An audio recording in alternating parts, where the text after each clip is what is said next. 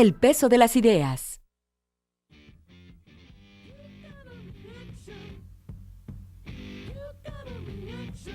Hola, ¿qué tal? Muy buenas tardes a quienes nos escuchan por 1070 de AM. Muy buenas noches a quienes nos verán por C7 Noticias a las 11 de la noche. Muy buenos días a quienes nos escucharán mañana por C7 Radio a las 6 de la mañana. Me acompaña como todos los jueves el doctor Pablo Arredondo. Pablo, ¿cómo estás? Bienvenido. Bien, buenas Él noches. es director del, a ver si ya me lo aprendí, Instituto de Innovación de Investigación en Innovación y Gobernanza de la Universidad de Guadalajara. Muy bien. Lo logré. Ahora sí. Sí. A ver si no le ponemos unas siglas. No. Instituto de Investigación, Innovación y Gobernanza de la Universidad de Guadalajara. Y el día de hoy vamos a consagrar, a partir de varias aproximaciones y varios casos concretos, queremos consagrar el programa a esta, pues no sé, espuma de cerveza que ha crecido en estas últimas, pues no sé si 3 meses o 2 semanas, pero donde después salvo, aunque siempre ha estado ahí, desde Miguel de la Madrid, no había o desde finales de López Portillo, por eso entra Miguel de la Madrid con aquello de la renovación moral, Sí. no se hablaba tanto de corrupción. La habíamos aceptado, vivíamos entre ella, pero no había una lógica de rechazo a la corrupción, de señalamiento a la misma, y donde pues hubiera varios mecanismos para estudiarla. A diferencia de aquel entonces, hoy está muy estudiada, hay una condena internacional, el avance democrático nos ha permitido no avanzar con ella. Ya la mayor parte de los ciudadanos no aceptan esto de, bueno, está bien que roben, pero que repartan. No. Ya no. Entonces, vamos a partir de varias aproximaciones a hablar de esto. ¿Te parecería bien si empezamos con el escándalo de Murat? ¿Cómo De no? José Murat, que es, que para gustes. dejarle un poco más de tiempo a la lista de Falciani, este escándalo financiero. Que están vinculados, de alguna Exactamente. manera. Es decir, no Pero están fuera del... la familia Murat, ¿quién es José Murat? José Murat es un ex gobernador de Oaxaca, ex senador de la República, un priista distinguido, que, bueno, pues fue uno más de los publicados o de los exhibidos por el New York Times, diciendo que tenía una serie de propiedades en Estados Unidos, de propiedades muy caras, propiedades en Nueva York, y donde, bueno, pues él se ha ido enredando en no poder justificarlas, o en decir cómo viajaba en el avión de quién, etcétera, etcétera. Pero este tema nos plantea muchas aristas. ¿Cómo ves el caso de José Murat? Bueno, podríamos llamarle un caso paradigmático, quiere decir como modelo. Uh-huh. No por una razón, porque no es excepcional, por desgracia. Uno puede suponer que es el caso de muchos y muchos personajes que operan en el sector público, en la función pública, que se vinculan también, porque también eso hay que reconocerlo, que se vinculan con el sector privado, uh-huh, y que de alguna manera van avanzando en este camino de la acumulación de capital. Un viejo amigo mío decía que en México la acumulación originaria de capital, a diferencia de como fue en Europa en la Edad Media, que fue el comercio, aquí la acumulación originaria de capital era el sector público. Exacto. Era el lugar donde se gestaban los millonarios del futuro. Y ahí tenemos algunos ejemplos. Muchos. Muy claros, ¿no? Sí, tal pareciera, si analizamos cada una de las grandes fortunas del país, en algún momento estuvieron vinculadas al régimen.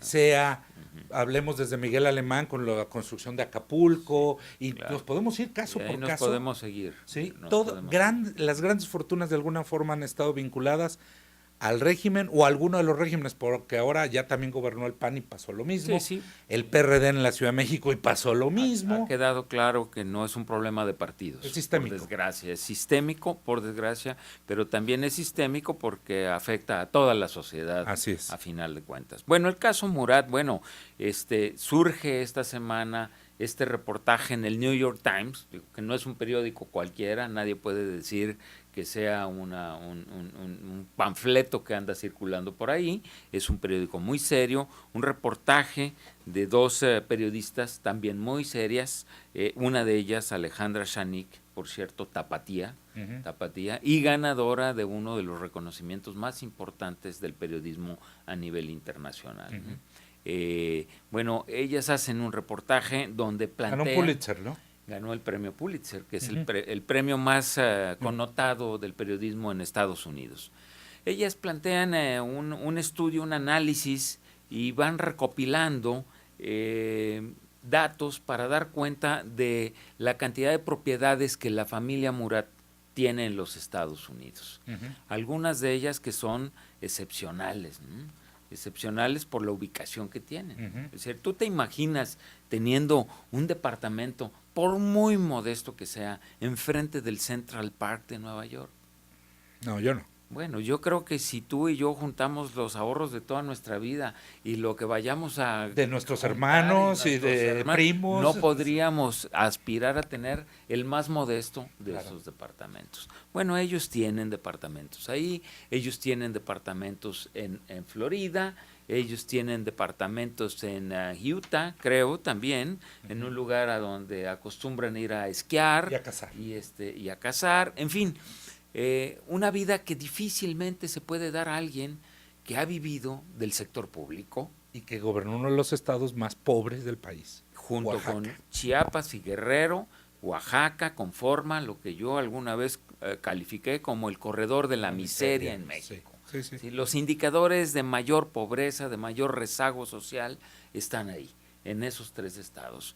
¿Cómo es posible que un funcionario, un político de esa entidad haya podido escalar hacia esto? Y yo creo que lo que plantea el New York Times es, de nuevo, estos personajes no han muerto, estos personajes están ahí, están operando todavía, y este sistema de corrupción todavía es vigente en México, por desgracia, muy vigente.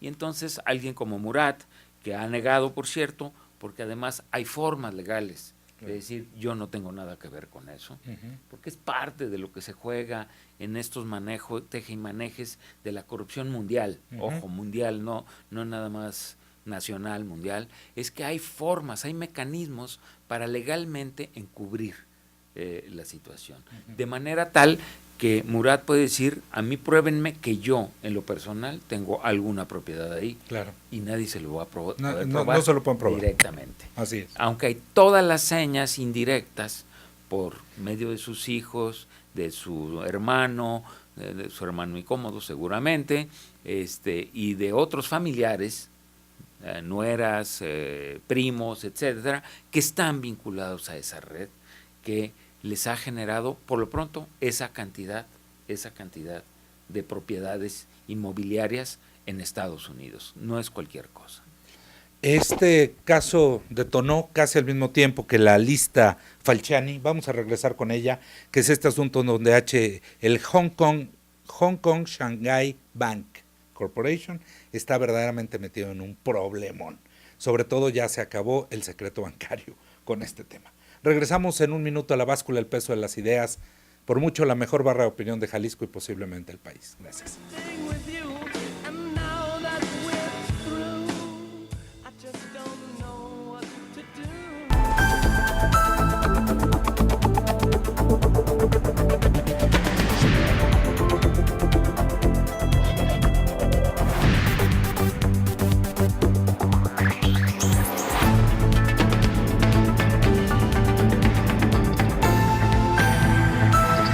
La Báscula, el peso de las ideas.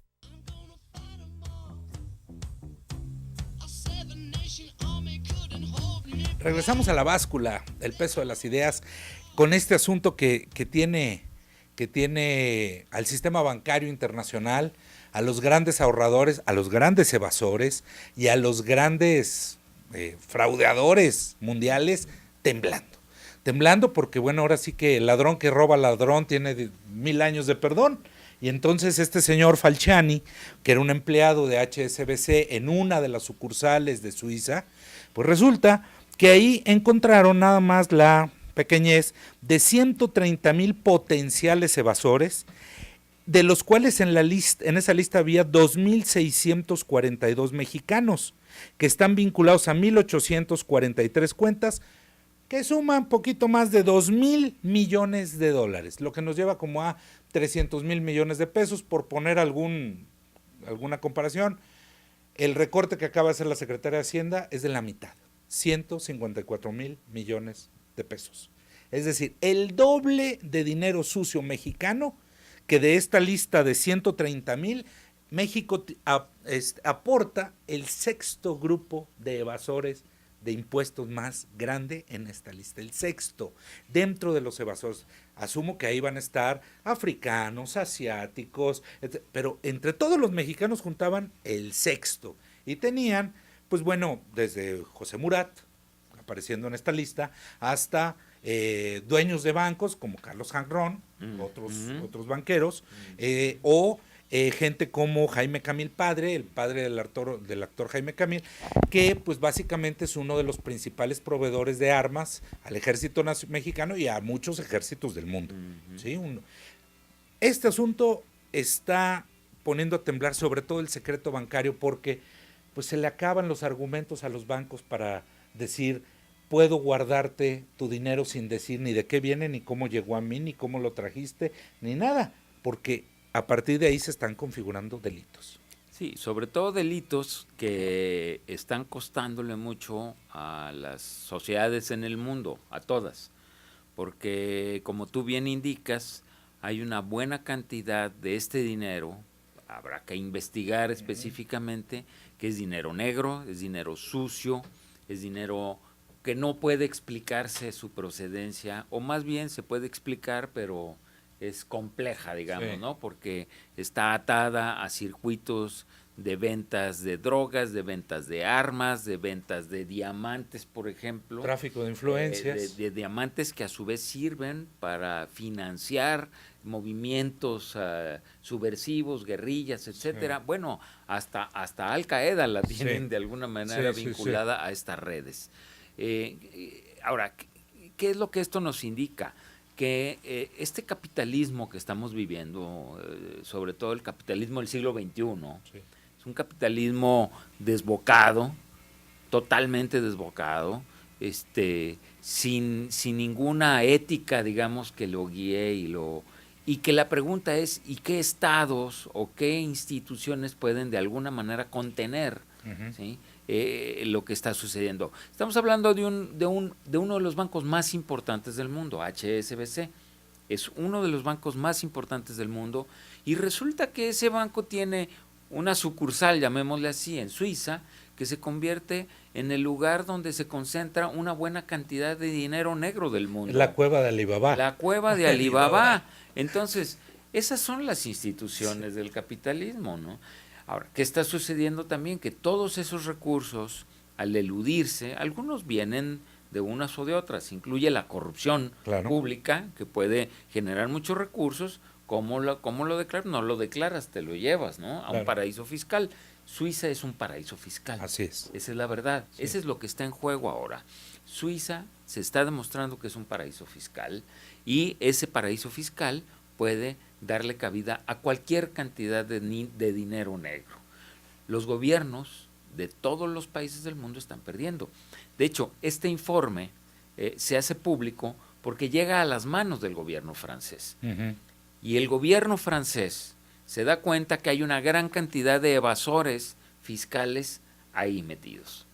Entonces se empieza a proceder legalmente contra los evasores fiscales de Francia. Acto seguido, comparte la información que tiene con los otros gobiernos de la Unión Europea que están involucrados de alguna manera, que están afectados, y con el Consorcio Internacional de Periodistas de Investigación, uh-huh, que tiene una presencia en muchísimos países del mundo. Por cierto, Alejandra Shanik, por ejemplo, que elabora el reportaje sobre Murat, es miembro de este consorcio por la parte mexicana, junto con otros muchos más periodistas mexicanos, ¿no? Es decir, este es un consorcio de periodistas que empiezan a hacer indagaciones en los países y empiezan a difundir la información. Estamos hablando de información que te remite al 2007, 2008 máximo. Es porque estamos hablando de los fondos que se detectan entre 2005 y 2007. Esta lista, como bien dice Falciani, bien podría ser nada más la punta del iceberg. Sí, otros bancos podrían estar haciendo lo mismo. Otros bancos. Otras sucursales dentro del mismo HSBC lo podrían estar haciendo. Y otros personajes. Sí. ¿Sí? Entonces, el hecho es que los gobiernos no están teniendo control sobre ese dinero, las sociedades estamos siendo afectados porque finalmente estos personajes que tendrían que pagar impuestos por esas grandes fortunas no pagan un 5%. No pagan un 5 por eso, además fortunas malavidas, o por lo menos de dudosa procedencia, y tú y yo y todos los ciudadanos de a pie, pues tenemos que declarar impuestos, somos contribuyentes cautivos, claro. Tenemos que pagar el IVA, no nos escapamos. ¿Te acuerdas que hace como 3 semanas platicamos de otro estudio de la concentración de la riqueza? Concentración de la riqueza. Esa era la concentración de la riqueza legal. Legal. Esta es otra concentración de la riqueza. Es imposible saber cuál es la cantidad de riqueza ilegal que claro. está circulando en el mundo, pero no se puede ser ingenuo para saber qué está sucediendo. La corrupción entendida en su sentido más general, más amplio, la que maneja mercados negros, la que maneja el crimen organizado, la que maneja la corrupción en el sector público, la que maneja las complicidades de empresas con el sector público, etcétera, está ahí. No podemos negarla, no la vamos a negar. El problema es muchas veces tener las pruebas en la mano. Y eso fue lo que hizo este señor Falciani.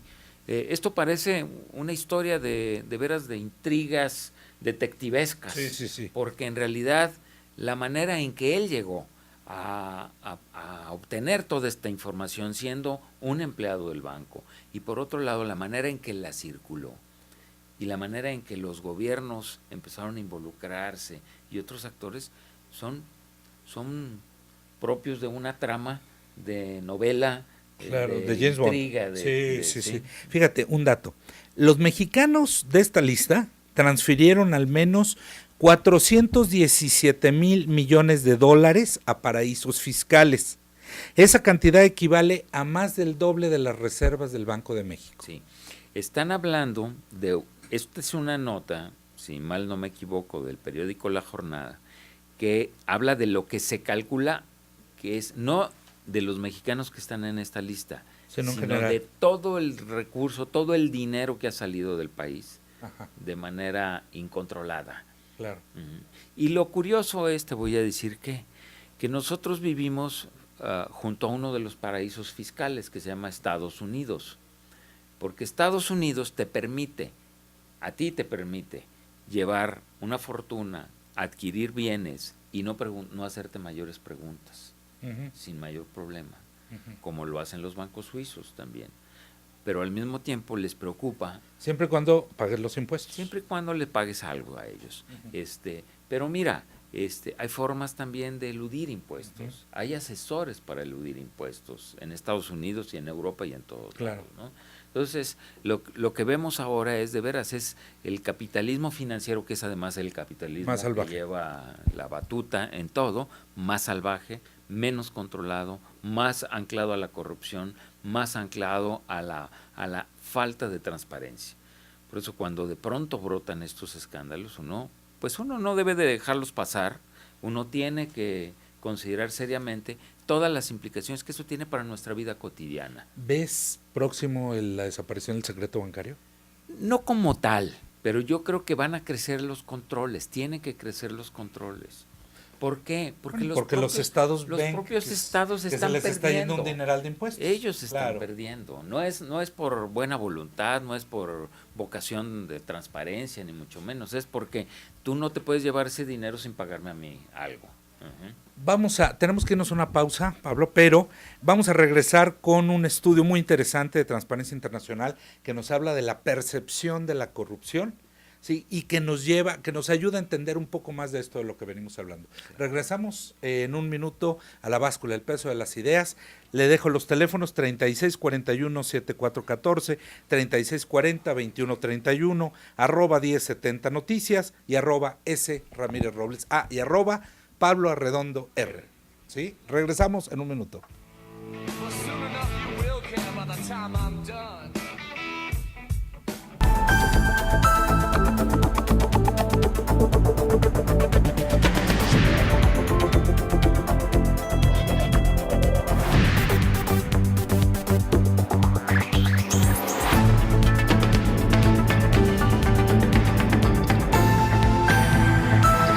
La Báscula, el peso de las ideas.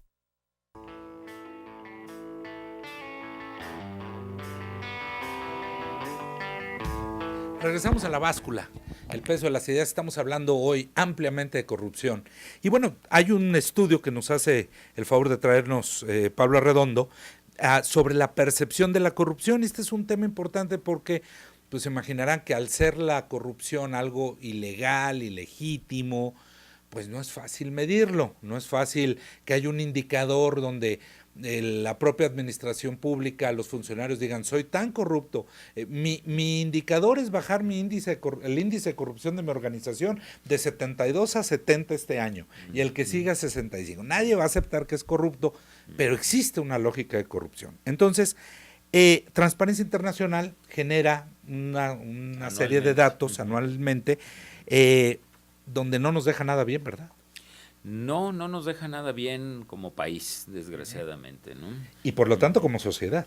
Y como sociedad, mira, yo creo que hemos llegado quizá, por un lado, a hartarnos por los excesos que de pronto vemos en los excesos de corrupción, de poder, etcétera, y por otro lado acostumbrarnos. Es un poco como nos sucede cuando vemos tanta violencia, ¿no? Empezamos a acostumbrarnos a ver tanta violencia cuando deberíamos de escandalizarnos, ¿no? De permanecer escandalizados. A veces lo hemos tomado de broma, ¿no? Ay, sí, qué bueno, mira, qué simpáticos somos los mexicanos, somos bien corruptos, ¿no? Y a veces nos indignamos tremendamente cuando vienen las devaluaciones, cuando vemos a los sujetos que de la noche a la mañana se vuelven multimillonarios, políticos que inexplicablemente aparecen en las listas de los más ricos, en fin, cuando vemos eso nos indignamos y decimos, bueno, ¿por qué? Bueno, porque desgraciadamente, los procedimientos a través de los cuales y tradicionalmente operamos la administración pública y muchos de los mecanismos articulados también con la empresa, desgraciadamente, están vinculados a esta lógica de la corrupción, ¿no? Transparencia Internacional lo que dice, claro, es evidente que no se puede medir la corrupción de manera directa porque nadie, como tú bien lo acabas de decir, nadie declara mi índice de corrupción es este, ¿no? Sí, no. Este año crecimos en corrupción o bajamos en corrupción. No es cierto, nadie lo puede decir. Entonces, ¿qué es lo que hacen ellos? Hacen una encuesta con expertos en cada uno de los países, son 177 países los que evalúan, sí. Y se van con personas que conocen bien la materia, en fin, y hacen una serie de encuestas para sopesar y ponderar. A los países más transparentes, menos corruptos, más limpios, los ponen en la escala que va hacia el 100. ¿No? A los países más corruptos, más sucios, más oscuros, los ponen en la escala que llega hacia el 0, vamos a ponerles, ¿no? Entonces tratan de ubicar a los países en qué parte de esta escala se encuentran, ¿no? Evidentemente sabemos que hay países, porque los hay, que tienen escalas de corrupción muy bajas. Te voy a poner un ejemplo. Dinamarca. Dinamarca es el país mejor calificado de toda la lista de 177.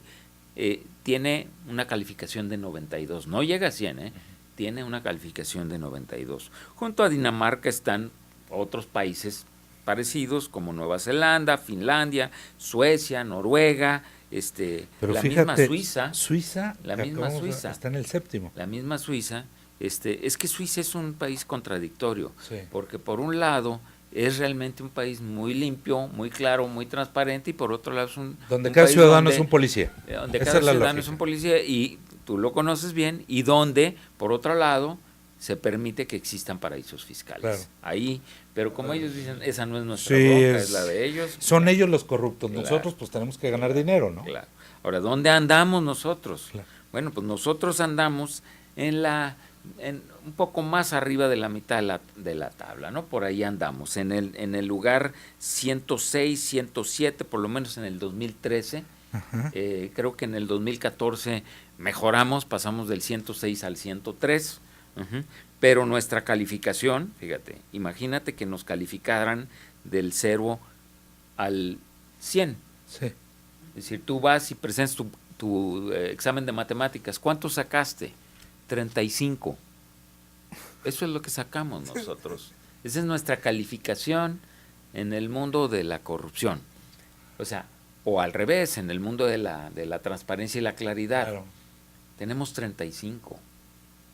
Es decir, estamos lejísimos de ser una sociedad que no padezca la Que corrupción. no la padezca, que no la viva. Eso es lo que se refleja.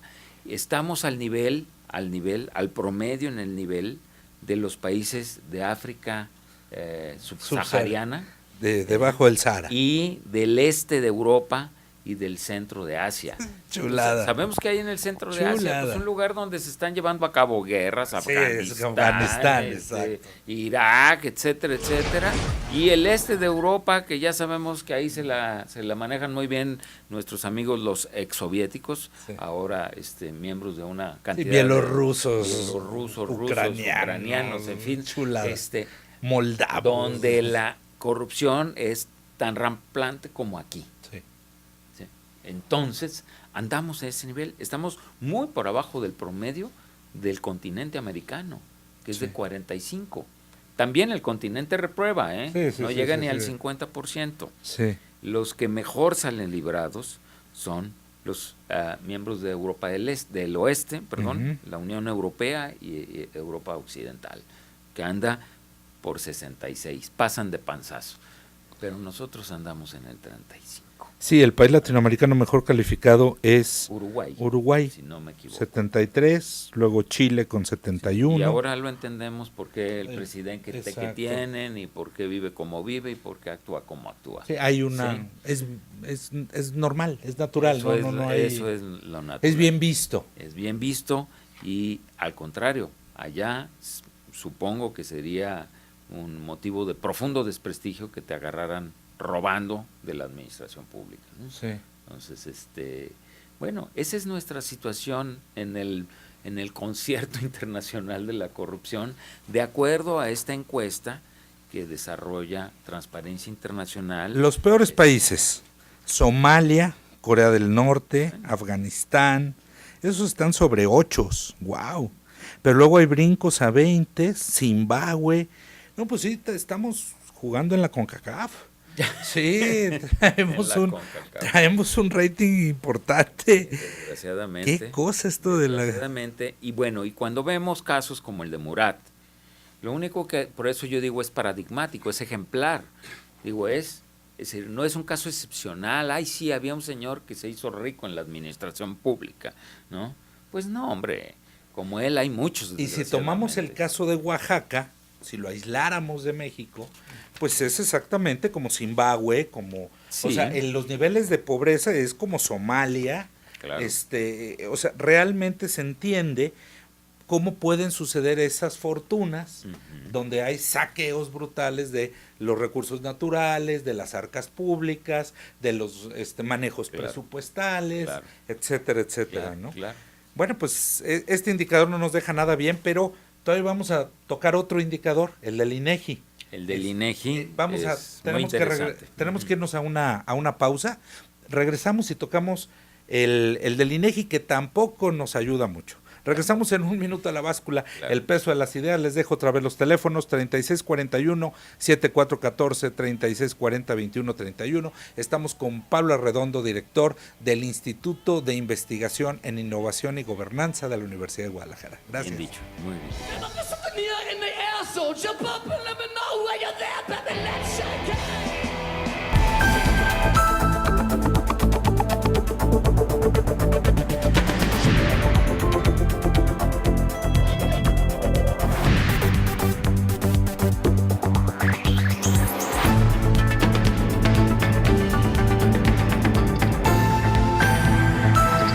La báscula, el peso de las ideas. Regresamos a La Báscula, el peso de las ideas, sin lugar a dudas, la mejor barra de opinión de Jalisco y posiblemente del país. Doctor, el INEGI también hace un estudio de corrupción ahora para el caso mexicano. Sí, fíjate que muy interesante. Es un estudio que se llama, es la Encuesta Nacional de Calidad e Impacto Gubernamental. En el caso de INEGI, la metodología, el procedimiento es distinto. ¿Qué es lo que hace INEGI? Va con los ciudadanos, como en cualquier encuesta, y les pregunta, ¿usted ha tenido que presentarse frente a un funcionario público de cualquier nivel, ¿no? De cualquier nivel, puede ser un policía Una de la calle, una recaudadora. el de la recaudadora, en fin, de la ventanilla de tal o cual lugar. El funcionario de CFE. Exactamente. Exacto. Entonces, va y le pregunta a la gente. Y entonces, acto seguido, a quienes responden que sí, les pregunta, ¿y usted para resolver su trámite ante el funcionario público ha tenido que soltar algo? Mocharse. Que mocharse, Sí. ha tenido que pagar, ha tenido que ser sobornado de alguna manera. Y déjame decirte, el índice general que sacan es 25% Sí. de cada 100 o 24,724 de cada 100,000 han tenido que erogar algo, han tenido que negociar en esos términos con el funcionario en cuestión. Lo cual nos habla de que por lo menos una cuarta parte de los mexicanos son víctimas o presas de la corrupción. O motivadores. Mira, yo no quiero, ¿cómo se llama? Acusar a al ciudadano. A la víctima. Porque finalmente el ciudadano es la víctima. Okay. Tarde o temprano, ¿no? Es decir, la autoridad tiene más responsabilidad que el ciudadano eso sí. en esos términos. Sí, totalmente. Puedes tratar de sobornar a un funcionario, pero el funcionario tiene que ser bastante más responsable que tú. Sí, él tiene una responsabilidad porque es pagado con recursos públicos. Tendría que sancionarte Así simplemente es. por ese hecho.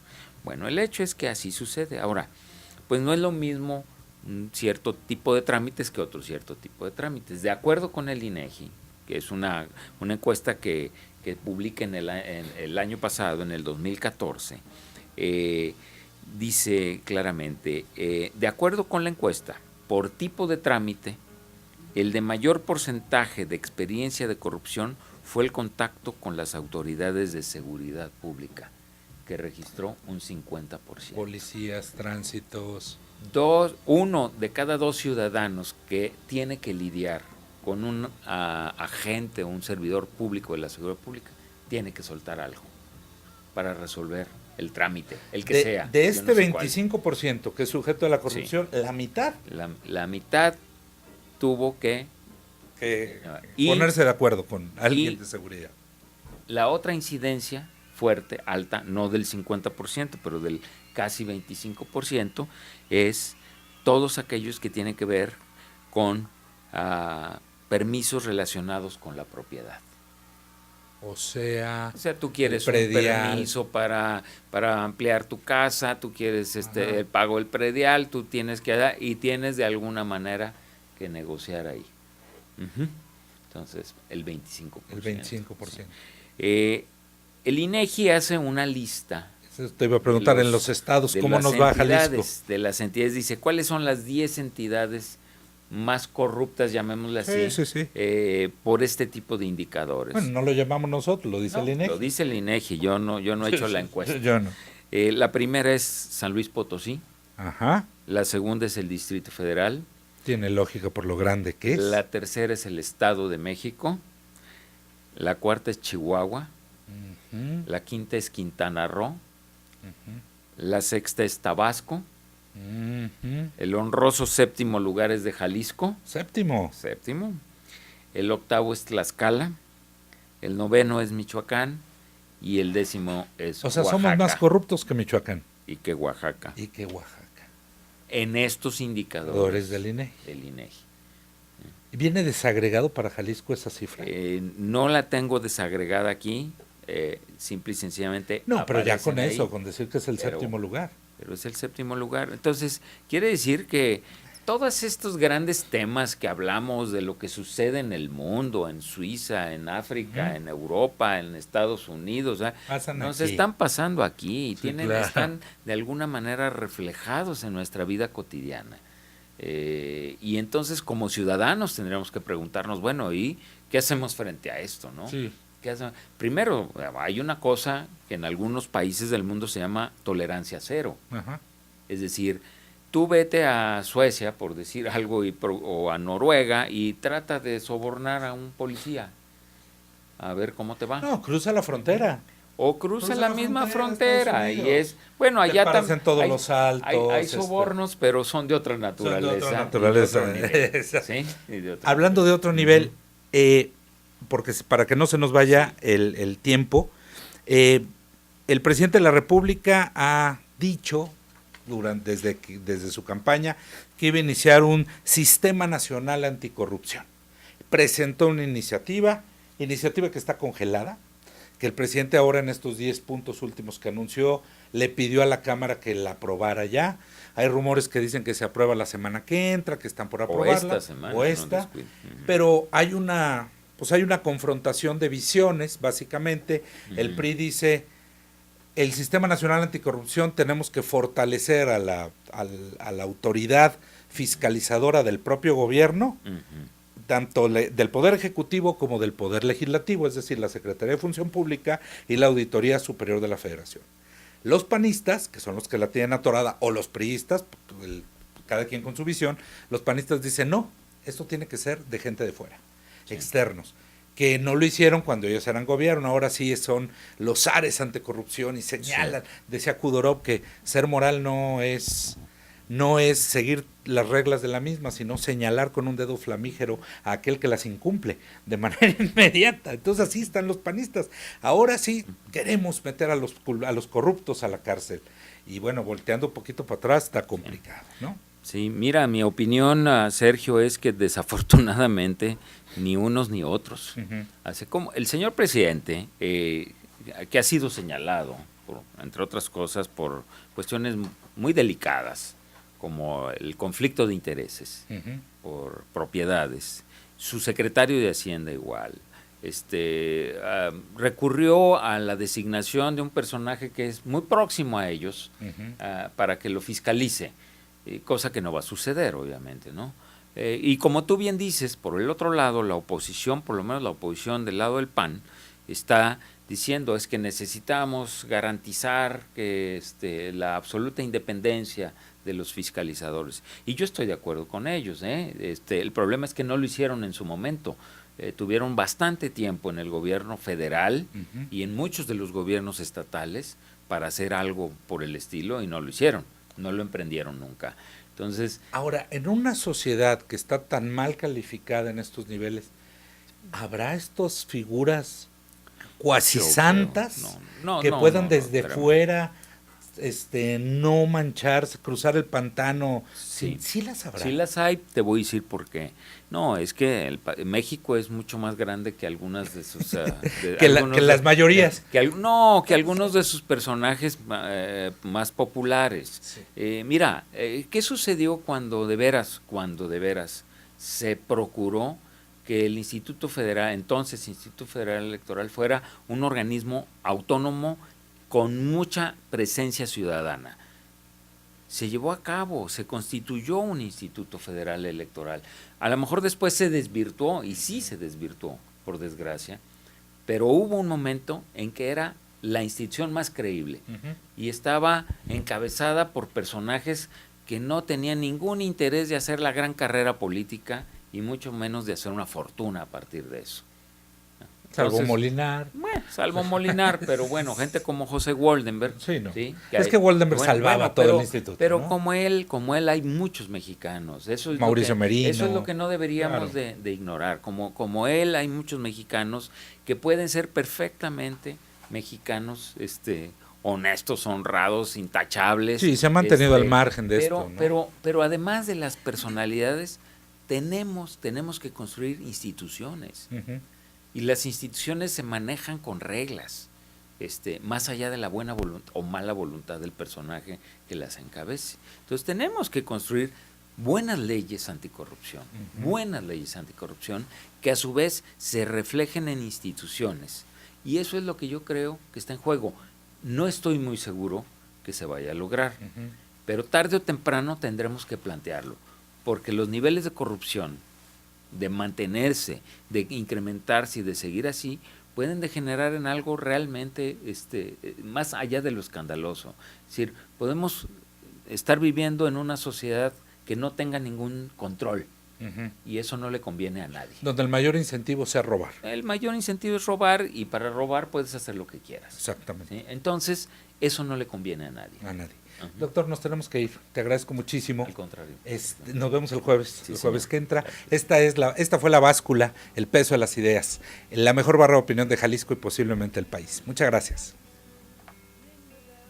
Brand new shoes, walking blues, climb the fence, books and pens. I can tell that we are gonna be.